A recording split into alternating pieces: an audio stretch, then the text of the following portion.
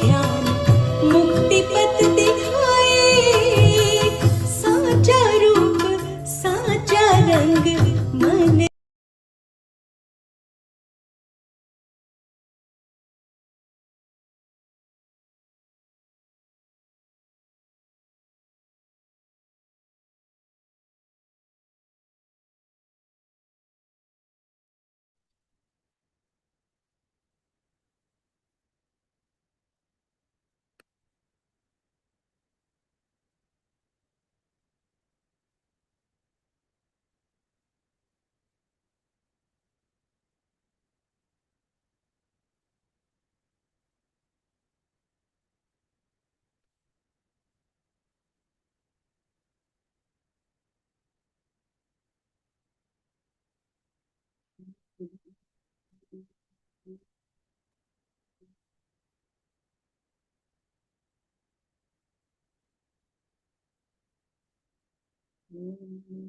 सहना भवतु सहनौ भुनक्तु सह वीर्यं करवावहै तेजस्विनावधीतमस्तु मा विद्विषावहै।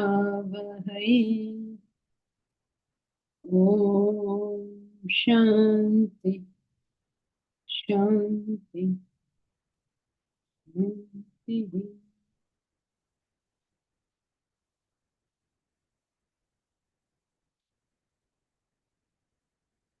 Together we'll chant Bhagavad Gita, chapter 14, verses 11 to 20. सर्वद्वारेषु देहेऽस्मिन् प्रकाश उपजायते, ज्ञानं यदा तदा विद्यात् विवृद्धं सत्त्वमित्युत। लोभः प्रवृत्तिरारम्भः कर्मणामशमस्पृहा, रजस्येतानि जायन्ते विवृद्धे भरतर्षभ। अप्रकाशो प्रवृत्तिश्च प्रमादो मोह एव च, तमस्येतानि जायन्ते विवृद्धे कुरु नन्दन। यदा सत्त्वे प्रवृद्धे तु प्रलयं याति देहभृत्, तदोत्तमविदां लोकान् अमलान् प्रतिपद्यते। रजसि प्रलयं गत्वा कर्मसङ्गिषु जायते, तथा प्रलीनस्तमसि मूढयोनिषु जायते। कर्मणः सुकृतस्याहुः सात्विकं निर्मलं फलम्, रजसस्तु फलं दुःखम्, अज्ञानं तमसः फलम्। सत्त्वात् सञ्जायते ज्ञानं, रजसो लोभ एव च। प्रमादमोहौ तमसः भवतो ज्ञानमेव च। ऊर्ध्वं गच्छन्ति सत्त्वस्ताः, मध्ये तिष्ठन्ति राजसाः। जघन्यगुणवृत्तिस्थाः अधो गच्छन्ति तामसाः। नान्यं गुणेभ्यः कर्तारं यदा द्रष्टानुपश्यति, गुणेभ्यश्च परं वेत्ति मद्भावं सोऽधिगच्छति। गुणानेतानतीत्यत्रीन् देही देहसमुद्भवान्, जन्म मृत्युजरा दुःख दुःखैः विमुक्तोऽमृतमश्नुते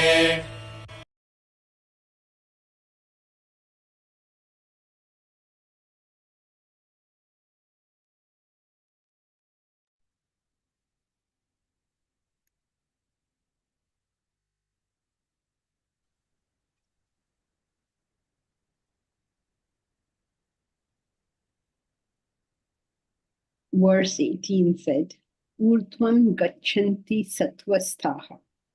Those who are established in sattva go upwards. You remember earlier he said those who are in sattva are attached to happiness and knowledge. Now he's saying if you are in sattva, you go upwards. You feel like telling him, make up your mind. Am I attached or am I going upwards? So it's very important to understand what he's talking about. If you are merely enjoying your sattva, you're happy, everything's good, then you're just stuck. But if you are sattvasthaha, you are establishing in sattva, you're trying to increase that sattva content in you. You are associating with the sattva yourself. Then you start rising higher. Because every one of us is made up of tamas, rajas, and sattva. The question in our life is, am I associating with my tamas or my rajas or my sattva? Now, how? Can you give me ways of associating with my sattva? How do I identify with it? How do I associate with it? Okay, just any way. How? I have sattva. Everybody has it, right? So now how am I supposed to stay in it? What am I supposed to do?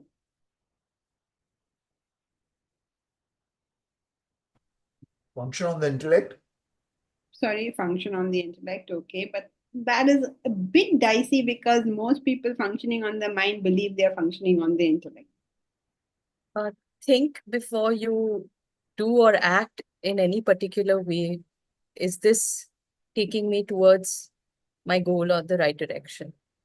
Yes, I'm glad you added the second part. Is this taking me in the right direction? Correct. But you see, in all these things, there's a question mark always. One girl, many years ago, girl, this lady, quite old. She was not a young girl. She was maybe 40-ish. I don't know how old she must have been. She had 2 children and 40, 45. God knows how old she was. She's a very rich lady and not in India, in another country. And she told me that they threw a very big fancy party in their majestic home. They have a very beautiful and large home. And they threw a party and she was all dressed up and everything. And the party was going on and she was obviously drinking like all the other guests were drinking. And then they have a very big pool in their house. So this is her report. She said, I was just walking by the pool and I thought, why don't I jump into the pool? Fully dressed in her. And I couldn't think of any good reason not to. So I jumped in. It's a very, what should I say? I'm telling you this after, I don't know, 30 years. That's obviously, I remember that incident. Here is a person who paused, who thought, and said, no, there's no reason why I can't jump into the pool. And she jumped. It's in the middle of the party. It's like, it's her own house. Of course, she's free to jump into the pool. It's her house.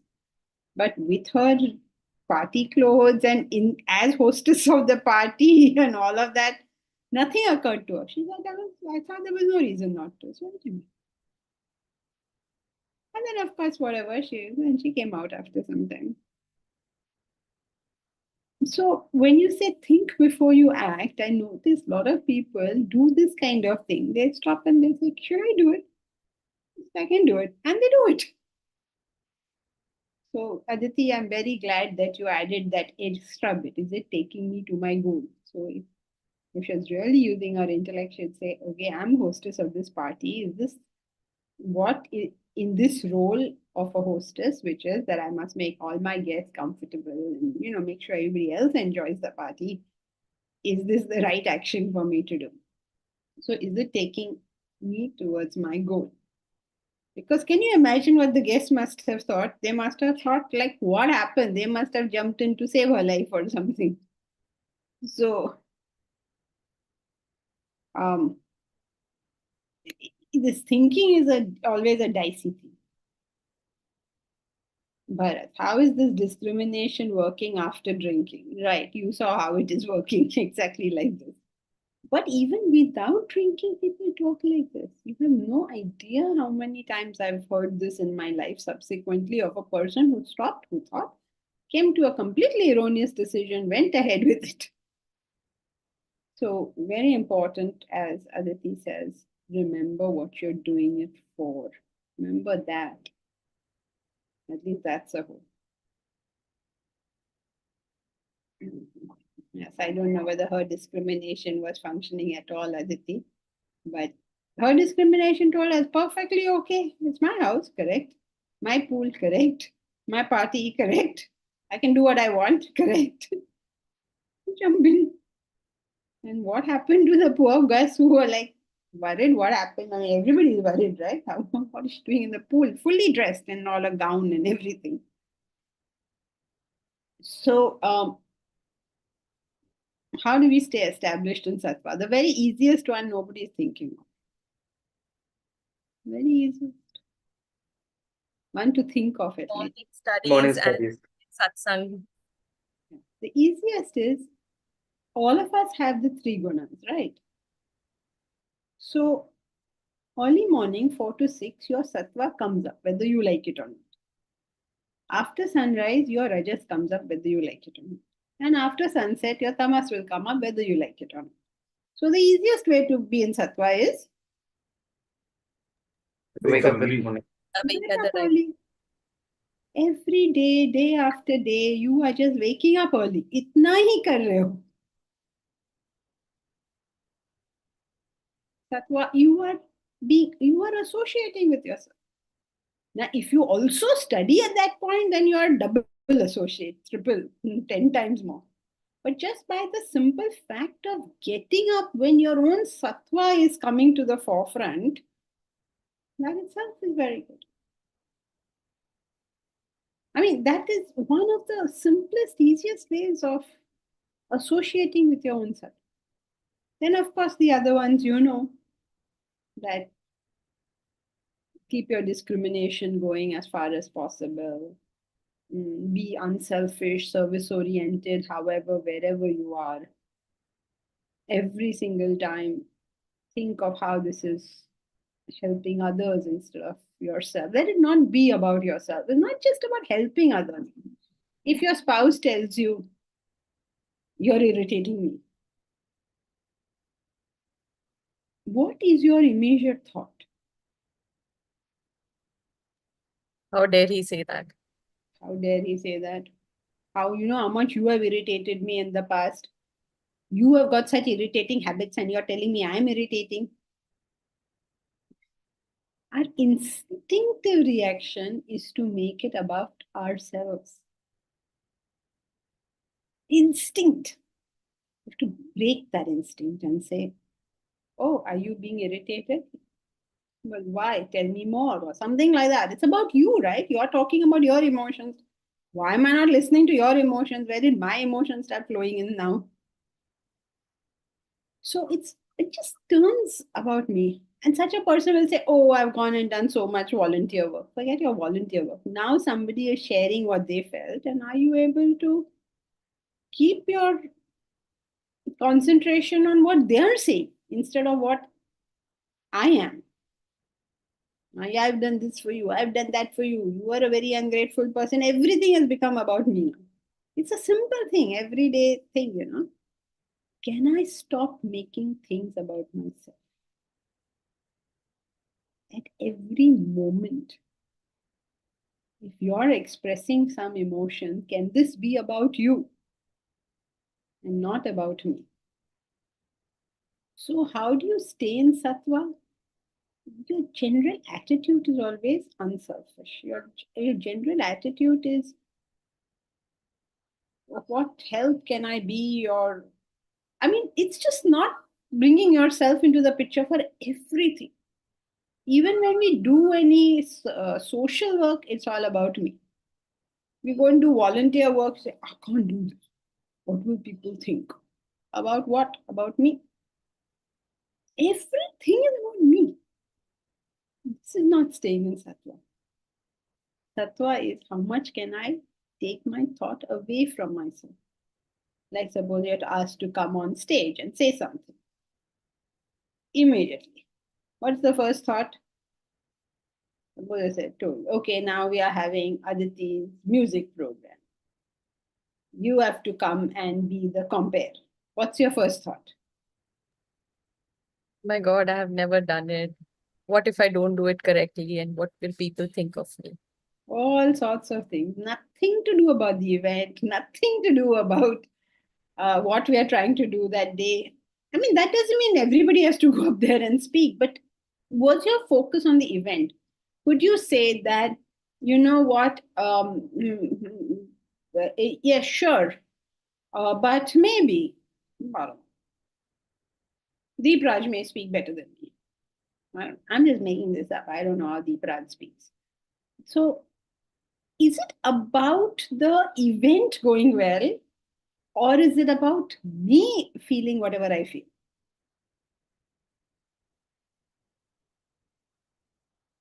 Every time I'm able to put myself aside and just think about whatever it is that is, I am staying inside. So these things you know. And it's easy to fool yourself. But the easiest one is just get up early in the morning. So your sattva is anyway coming up. So good thoughts will come to you automatically. And then the others are try to choose good company. Choose whatever according to you is going to help you raise yourself. Every one of us can choose, right, what we want in our environment. 80% is our choice, 20% is given to us. You can't choose your family. So hai hi jo hai so hai. But you can choose your friends. You can choose your books. You can choose your TV programs. You can choose your social media. You can choose your, I don't know, whatever in the world it is you have to choose. 80% we are choosing. And then we'll say, how can I choose my family? One thing you found that you couldn't choose, you'll go there. But even in your family, what are you associating with them? Are you associating with their sattva? Or are you associating with their tamas? If you have a husband or a wife or anybody, these people will have some good qualities, some bad qualities. Where is your focus of attention? Or all their bad qualities and say, oh, you know, he's like this and he's like that. No, no, no, no, no, no, no. Or I'm fortunate that my husband or wife has this particular quality. So good for me. I'm so glad. And if you tell me my family members have no good quality, then I will say do 100 uthak betak until you find some good quality. You know, uthak betak, hold your thing and go. What is it called? Do that then if you can't find any good quality in your family.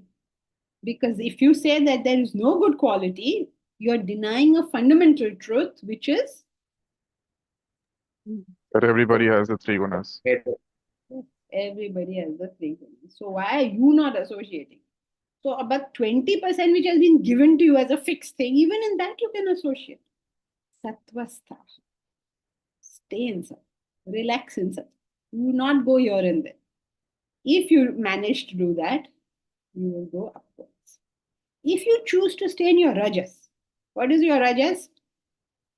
You play about in your vasanas.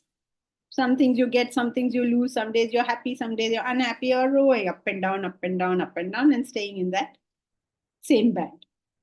Everybody goes on, same thing. They, you know, upar niche, life is now good, life is now bad. And all this will go on. What am I going to get next? Where am I going to go next? What this, what that, what that? You go up and down, up and down, up and down. You stay in the same band.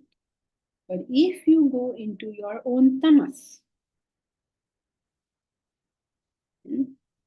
jaganya guna vrittistah, adho gachanti, jaganya guna, you go into your lowest category, and you go downwards.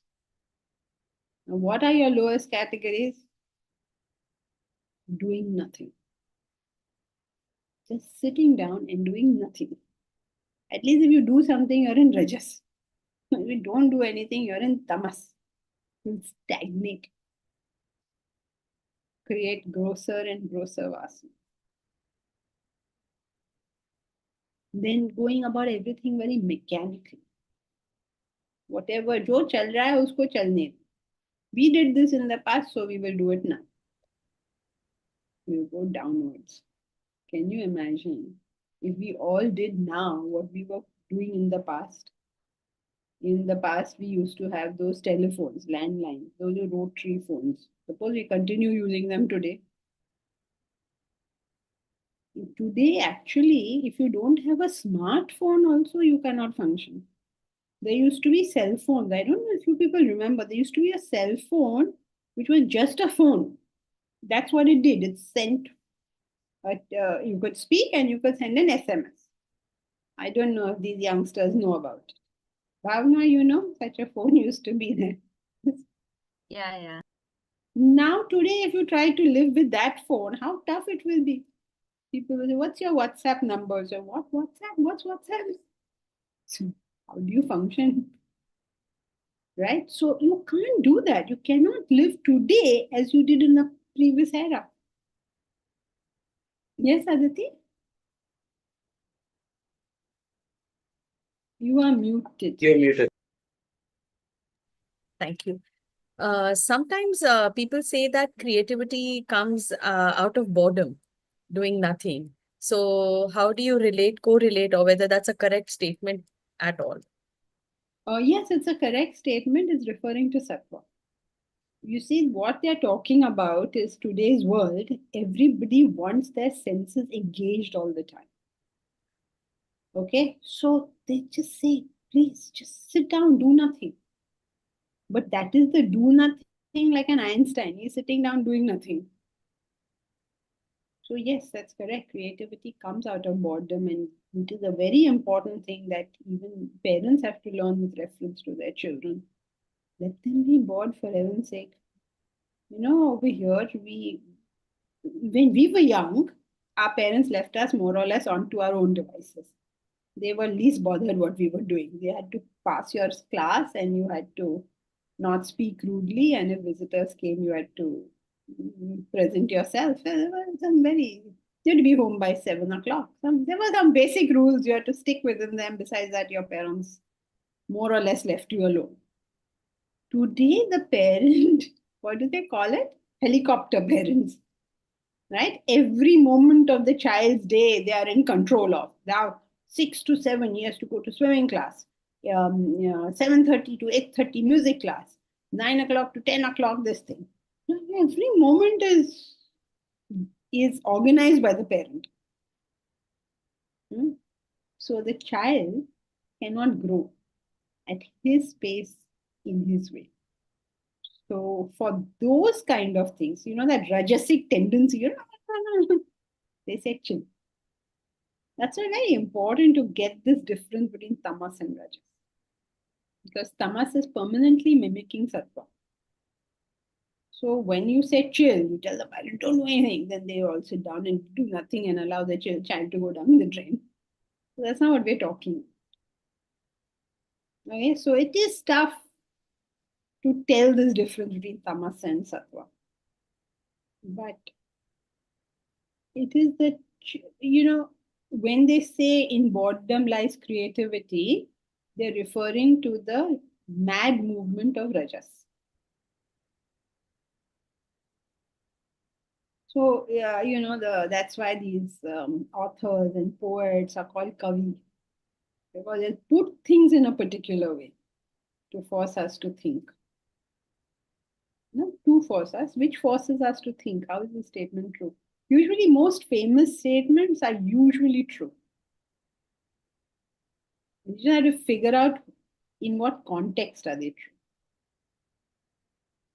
So basically, the way of identifying to do nothing is if you have done a lot of activities or you're in the whole rajas mode to realize, hey, I have to just break out of this and chill so that I can reset into the sattva mode. That is what is the discrimination between doing nothing and doing nothing. Yes, also you can't say only rajas because if I have in tamas also, Yes. that too, remember the inertia? Inertia is a factor of tamas, right? So I'm mechanically repeating the same activity. Yeah. So it's Yeah. not just rajas, it's tamas as well. The tamasic person, under the quality of inertia could be very active. You always get a sense that tamasic people are lazy, but that's a good point. Yeah. Thank you. Thank you, Janki. Jankiji, in what way are the tamasic continuing with inertia? Example? You do the same thing that you've always done. Like you don't upgrade in any way or any manner. Like your staff come to clean the house, for instance. Years and years they'll come and do exactly the same thing day after day. Not bothering to improve themselves or improve their abilities or anything. Or we also do the same thing, right? Even in our volunteer work, we will do the same thing over and over and over again. No, not stopping to ask, is this working? A Bhagavad Gita class could be like that. Could be in inertia. We're just doing the same thing we've always done, not even stopping to ask, is this working? So inertia means that, somebody like Mukesh Ambani could be in inertia because he's doing what he always did. I'm not saying he is in inertia, could be. Any one of us could be, whether it's a Bhagavad Gita class, whether it's a corporate executive, whether it's somebody doing volunteer work, anybody could be in inertia. It is just the repetition of the same thing over and over again with no questioning, no thinking, no seeing whether it is still relevant. So thinking is present, but you're not taking fresh stock of it. Fresh talk, upgrading, yes. Thank you. As long as you're doing just the same thing you always did, it goes into. Oh, see, in your own field, in weightlifting, you are now lifting 200 kgs. Now, suppose you go on and on and on lifting 200 kgs. And now what? You're in stagnation, right? Some change, some difference you'll have to do. Yes. Thank you.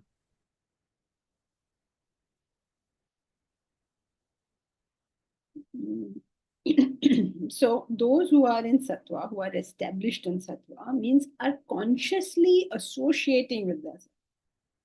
Suppose you've been getting up at 5 o'clock all your life. Now this is? This could be either tamas or sattva. Yes. Now you got into inertia, you just got into a habit. So what should you do? Having gotten up at 5 o'clock, at least start studying the book. So you're upgrading something. Right? So just because you're doing something doesn't mean it is tamasic or rajasic or sattvic. So but your first step in associating with sattva is just waking up, simple waking. Then once you have achieved that much, then you start studying. What do you study? Not any random book. You study Bhagavad Gita, Vedanta treaties, books that are elevating, not just intellectual curiosity. So in the daytime, always refuse to look at things from your personal, am I comfortable?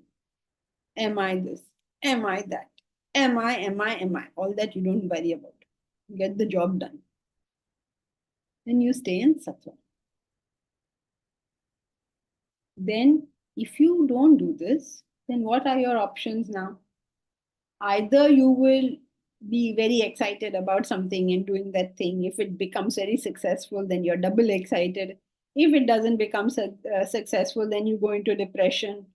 All this up and down, up and down, up and down, you go on. This is Rajas. So what happens?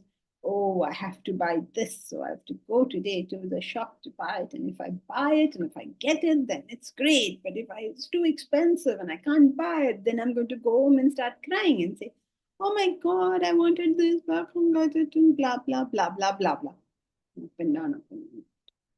And then the lowest way is tamas. Either you're doing nothing or you're simply repeating mechanically what you have always done. So this is the force of the lowest guna. Or heedless activity also, right? Sorry? Heedless activity also would be Heedless under activity. tamas. Yes. All of that. Heedless activity is like what? As it is, my stomach is upset.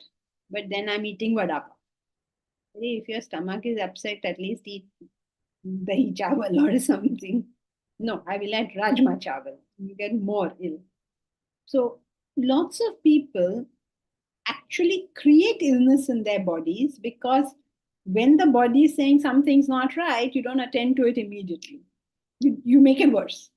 If your body is saying, oh, I'm really exhausted, you say, okay, come on, go for a jog. Jogging is good for you, but not today. Or your stomach is upset, you will say, I want rajma chawal. Aaj nahi. So, or vada pav or something like that. So, heedlessness is the third thing, correct? So, if you live with the life of tamas, then you go downwards. If you live in the life of rajas, go more or less there. And if you go with sattva, you go upwards. Aditi, thank you for all the practical tips on day-to-day living. Thank you, Aditi.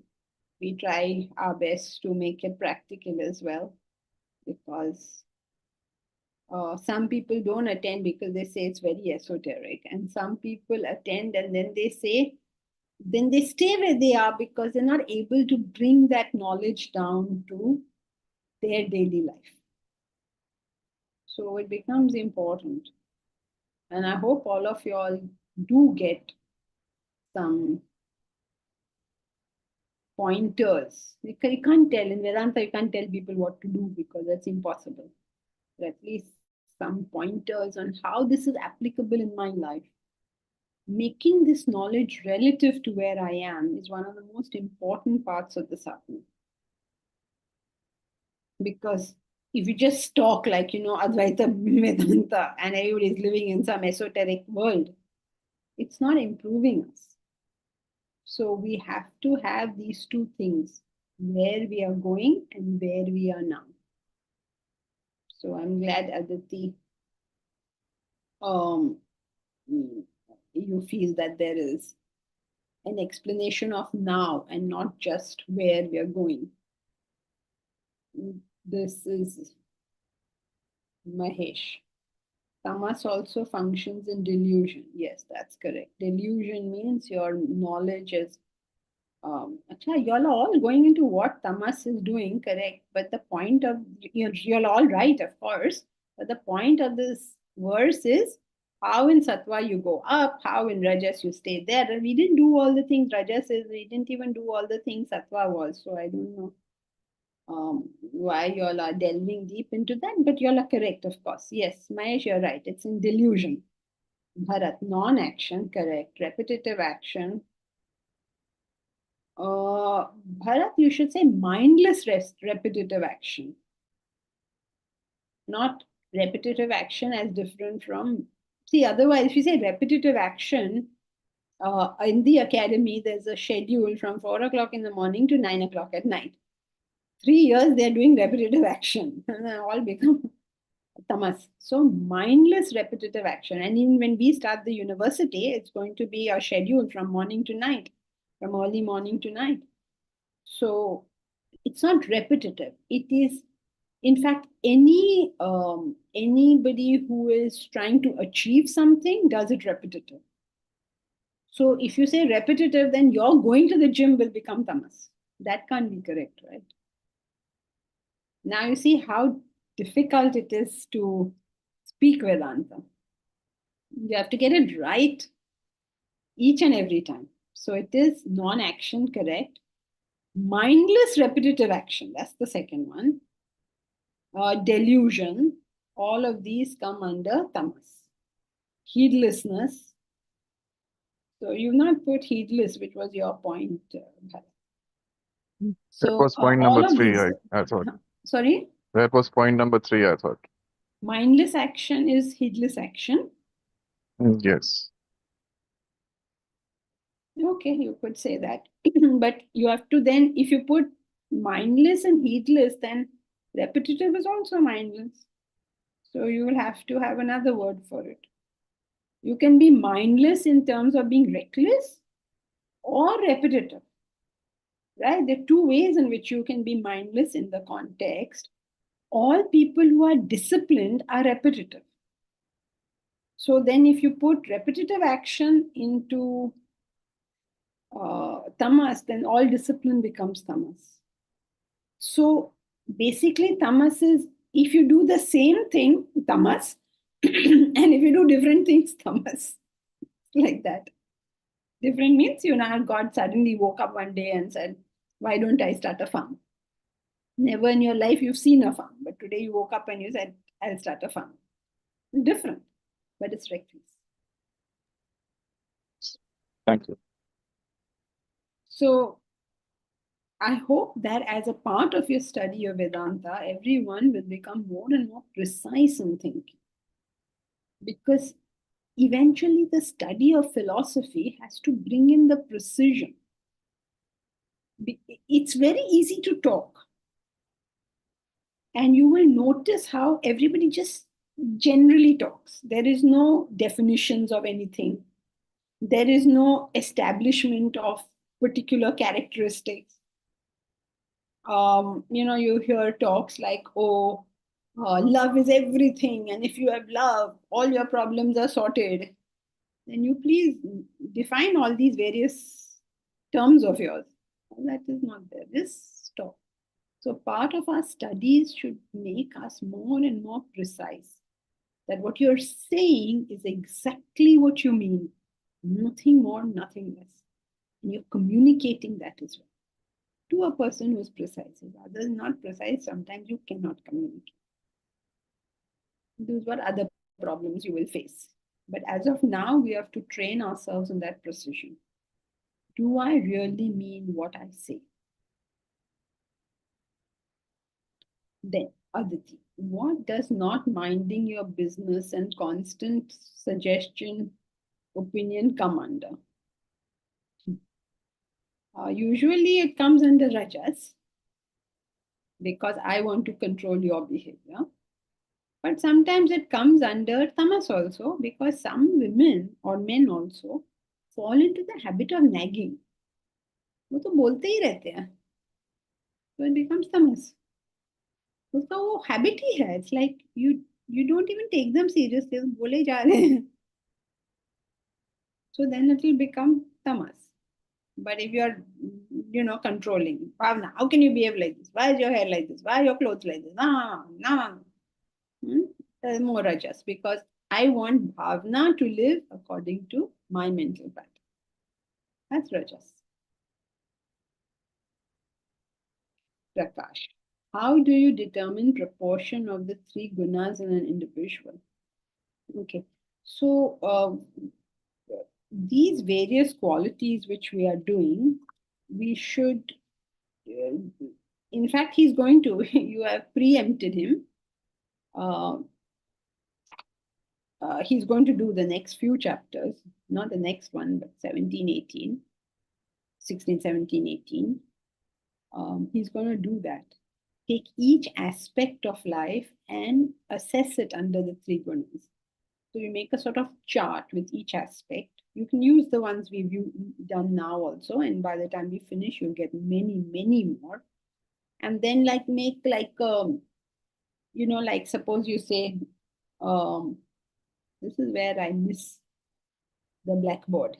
Let me see if I can get a blackboard going. Whiteboard. Oh, host disabled participant whiteboarding. Host, can you please enable? Who is host today? Mahesh, you're the host?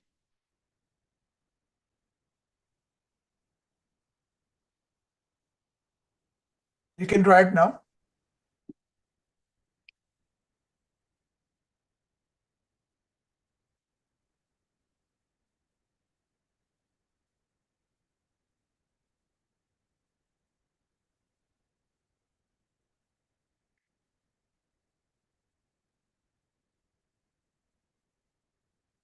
Right. So suppose you have,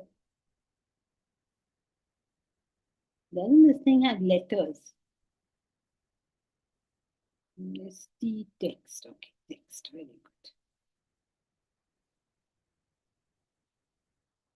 good. Now suppose you have, let's see if this works. Suppose you have Gunas, Gunas, right? And then you have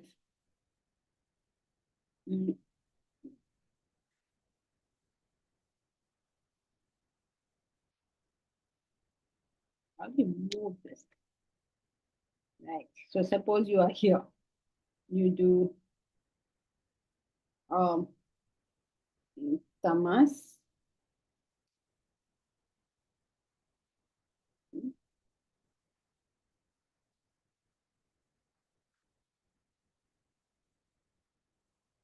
Rajas, and you have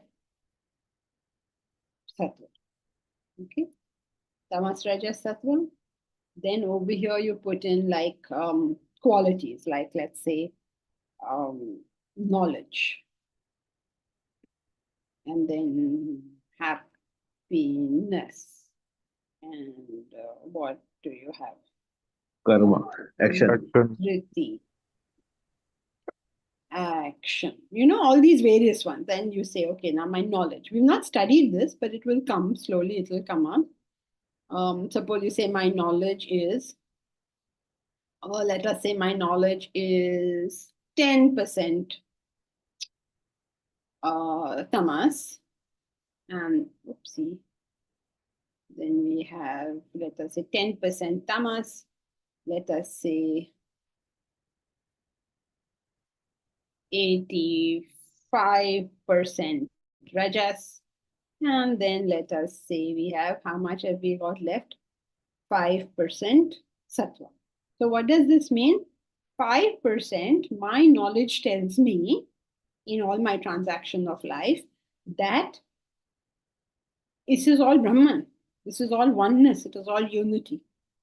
85% of the time, I'm seeing alag, alag, alag. And 10% of the time, I think I am the greatest. Means whatever my view is the correct view. So like this, each one you can do. Now, if you go to happiness, what is tam? You know these, right? You've already studied them. You studied them? Have you all studied it before? Yes, in VT. Yes, you have, right? So this way, and then finally, when you've done all that you can, I mean, you have so many, so oopsie. Then you have so many, then you'll have so many, right? Then you can total it. And there you know how much tamas, how much rajas, how much sattva in percentages. Okay, is that clear? But you do the percentage because these were all percentages. Okay, thank you. Thank you. Aditi? Janki ji, but somebody can also be delusional and give themselves more or less or have lower self-confidence. So how, I know the answer, intellect, morning studies, but Yeah, I mean, there's no answer to your question really. There's nothing. If you are delusional, either more or less, there's nothing anyone can do about it. If I ask you, what is your weight? And you tell me I'm 120 kgs, now what can I say? Right? Or you tell me I'm 35 kgs. Now what can I say?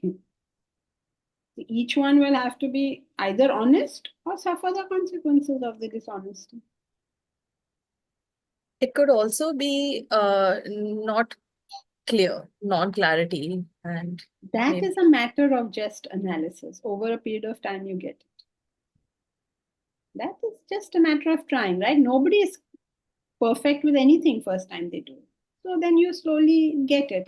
Oh, look, now I'm being rajasic. Now I'm being slowly, you begin to figure it out. But you have to pay attention. You have to do all that. All that is the effort that the sadhak has to put themselves till they eventually get it. And you don't have to get any perfect scores over here. Even if you are misassessing 10, 20%, I mean, so what? you. The question was how to determine. The answer is this is how you determine. And I say, no, I'm not going to be honest, then you won't know. Simple. Okay, so this is clear. When we are establishing sattva, we go upwards. When we establish ourselves in our rajasic content, we stay where we are. If we establish ourselves, like if you're being, you are proud of the fact that you are rigid or stubborn, you're proud of it, then you go downwards. Hum kabhi hilte nahi. All this, that there are people who are proud of their stubbornness. They're proud of their rigidity. Now that person is just going to go down. There's so many books and stories about people who've been in tamas and how they have suffered for it. I mean, so many classics talk about this. Wuthering Heights is a good example of how just everything is so dark and black. They're stuck in something. So be very careful of tamas, because rajas to okay, chalo jahan hai wahan hai, but tamas will take you down. Be very, very careful about it. So verse 19.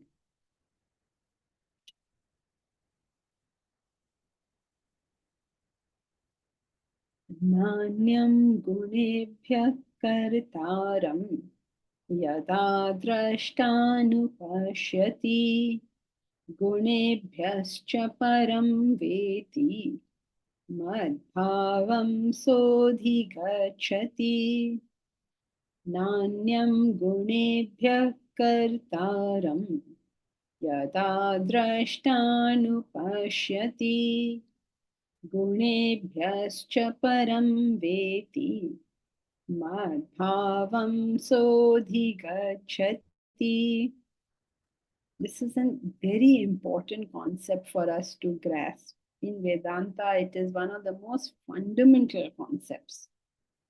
If you are a Vedantin, then this has to be immured in your system, like das ke bhara hua hai this point. Na anya gunebhyah kartaram. Kartaram means the one who does, the person who's doing, or not the person, what? Agent, let us say the agent who does something. Na anya gunebhyah. There is nothing other than the gunas that does something. This is objectivity in life.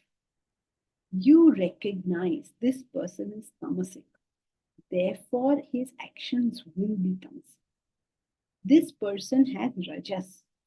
He will be rajasic. This person is sattvic. He will be sattvic. And in myself too, my tamas will behave like tamas. My rajas will behave like rajas. And my sattva will behave like sattva. There is no comment. There is no I am better, I am worse, you are better, you are worse. There is no comment. It is just the way it is. Yada drashtanupashyati. Yada drashta is the one who sees. Anupashyati. Sees. When the seer sees, it's almost like what else will the seer do? But the problem is the seer doesn't see. The seer has all sorts of opinions. Oh, how can he behave like that? How can he be so tamasic? What do you mean, how can he be so tamasic? That is his guna. That is what he will do. What else is going to happen? Can a mango seed give a tiger? It can't happen, right? Mango seed gives a mango plant. Neem seed gives a neem plant. Can't get a tiger out of it, tadpole out of it. That only is going to happen. Nothing else is going to happen. It's so simple, right? Now, if I have to explain this, I'll just be repeating myself. It's so simple and it's so tough to get. So, two things that every Vedantin has to know, that there is no agent other than the Gunas. And second one, Gunebhyascha param veti. Gunebhyascha param. What is over the Gunas? What is greater than the Gunas? Veti knows. Mad bhavam sodhi gacchati. Saha adhigacchati. Mad bhavam, my bhavam, my being. Adhigacchati, he goes. So who goes to self-realization? One who understands there's something higher than the Gunas. This is one of the most fundamental concepts of Vedanta. You cannot say I'm a Vedantin and negate this one. Two things we have to know. One, Gunas will function. He said throughout. You remember in chapter 3, throughout he says. And he will go on saying this. Because there's so much reaction to what people do. We have criticism, we have praise, we have this. There's so much opinion. How did he do this? Why did he do that? What else will he do? If it's a mango seed, it will become a mango tree. What else is possible here? And when something is impossible, what are you talking about it for? No, but he's my father. She's my mother. He shouldn't behave like this. She shouldn't behave like that. My daughter is to behave like this. Father, mother, daughter does not come in causality. Action is not caused by your relationship with people. Action is caused by their vasanas. Why is that so tough to understand? No, but you're my husband, so you must be like that. There's no causal relationship here.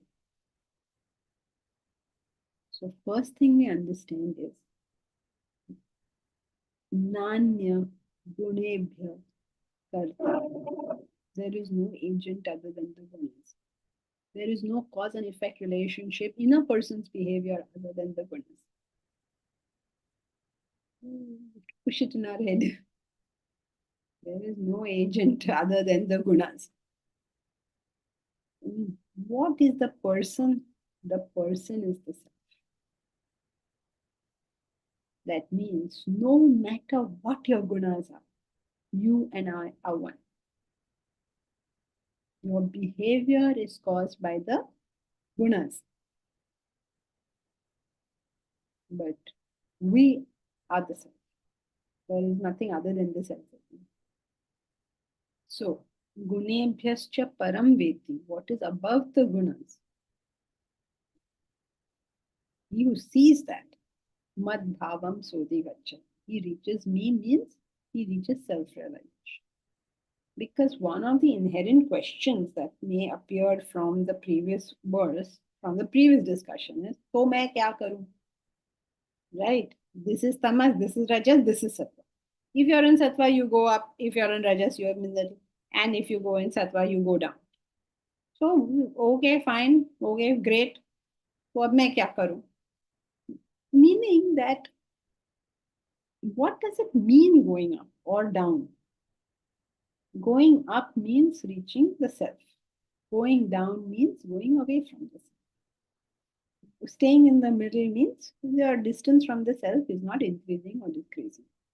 So he's giving you what it means. In Vedanta, you can't just say you're going up. Then the person will say going up where? Or you're going down. Then going down where? What does it mean go up, go down? Everything you have to define. Mahesh. So vasanas can be classified as tamasic, rajasic, sattvic. Mahesh, same question. What did you get as an answer last time?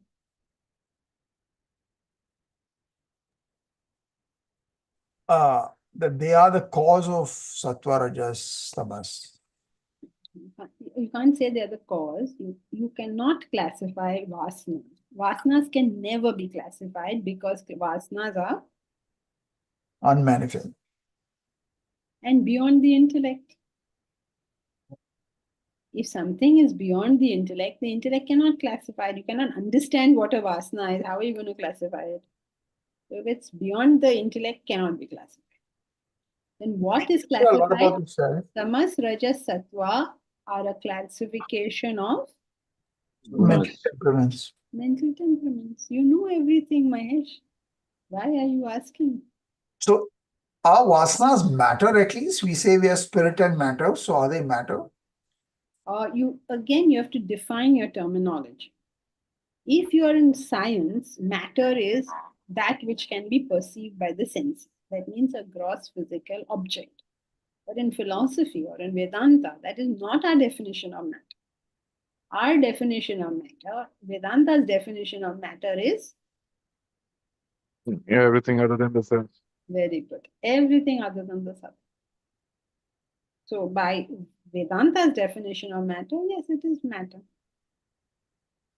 Hmm.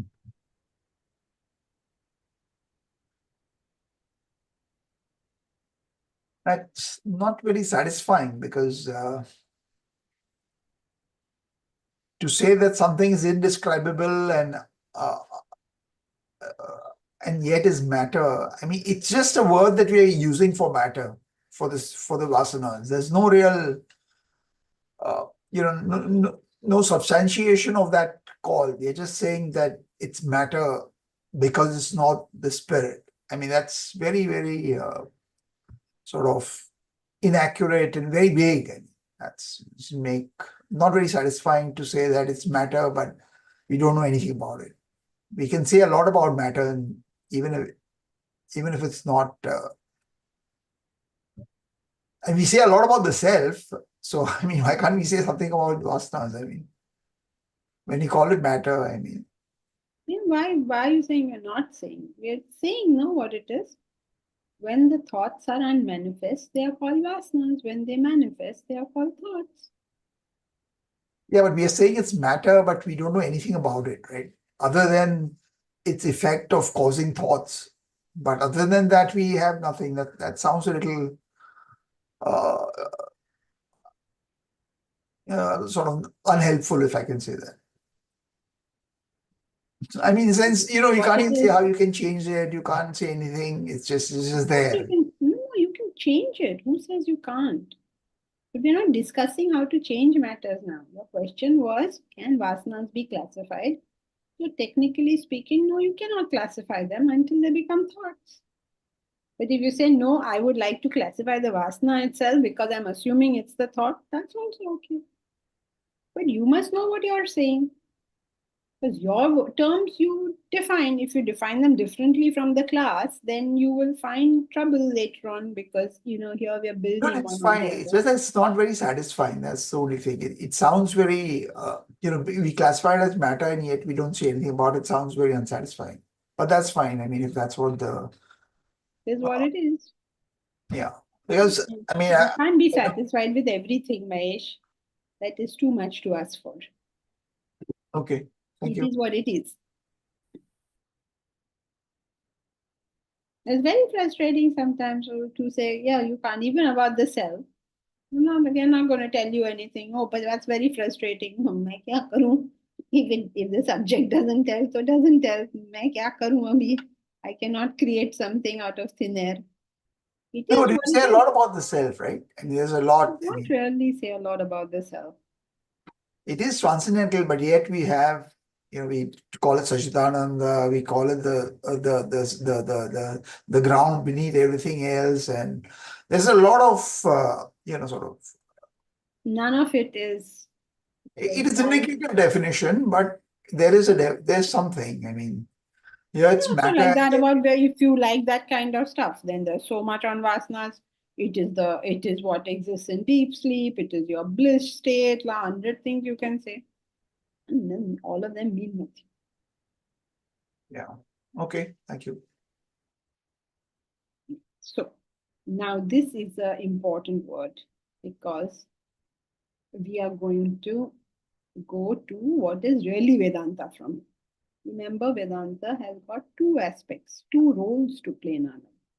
One is it has to take us to the self. That is its primary role. Okay, if you're not going there, then you have no place in Vedanta.